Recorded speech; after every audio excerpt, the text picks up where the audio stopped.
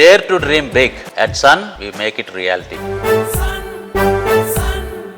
YCP అధినేత Jagan car driver రమణారెడ్డిని పోలీసులు అదుపులోకి తీసుకున్నారు. అతడి నుంచి నల్లపాడు పోలీసులు వివరాలు సేకరిస్తున్నారు. కారు కింద పడిన వ్యక్తిని గుర్తించారా?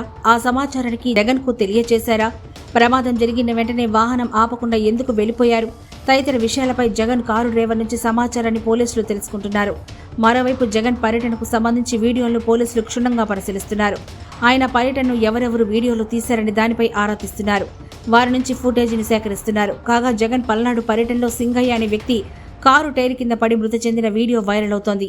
ఈ కేసులో A1 గా కారు డ్రైవర్ రమణారెడ్డిని, A2 గా వైఎస్ జగన్ ను, A3 గా కారు యజమాని చేర్చాలని పోలీసులు నిర్ణయించారు. ఈ నేపథ్యంలోనే FIRలో అదనంగా 304 పార్ట్ 2 సెక్షన్ వర్తించే అవకాశం ఉంది.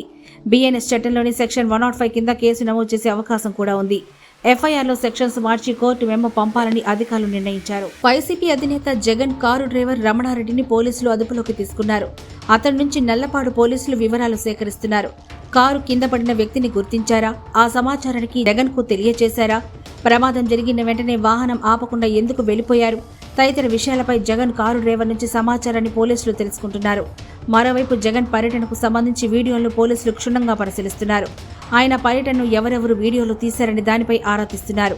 వారి నుంచి ఫుటేజీని సేకరిస్తున్నారు. కాగా జగన్ పల్నాడు పర్యటనలో సింగయ్య అనే వ్యక్తి కారు టైర్ కింద పడి మృతి చెందిన వీడియో వైరల్ అవుతోంది.